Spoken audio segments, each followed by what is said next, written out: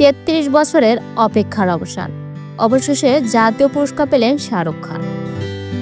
ভারতের জাতীয় চলচ্চিত্র পুরস্কারের মঞ্চে প্রথমবারের মতো উঠলেন বলিউড বাদশা শাহরুখ খান।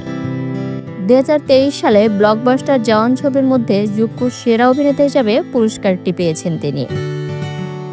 তার ক্যারিয়ার শুরু করেছিলেন 1992 সালে দিওয়ানা দিয়ে, আর এখন দীর্ঘ 3 দশকের ক্যারিয়ারে একের পর এক হিট ছবির উপহার দিয়েছেন ভক্তদের। এবার এলো বহু প্রতীক্ষিত এই সম্মান। শাহরুখের সঙ্গে এবছর জাতীয় পুরস্কার পেয়েছেন বিক্রান্ত ম্যাসিউ।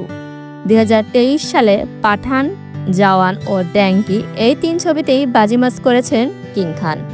এখন ব্যস্ত রয়েছেন তার পরবর্তী অ্যাকশন ছবি কিং এর শুটিংয়ে, যেখানে প্রথমবারের মতো অভিযোগ হতে যাচ্ছে তার কন্যা সোয়ানা খানেরও। এই ছবিটি মুক্তি পাবে 2026 সালে।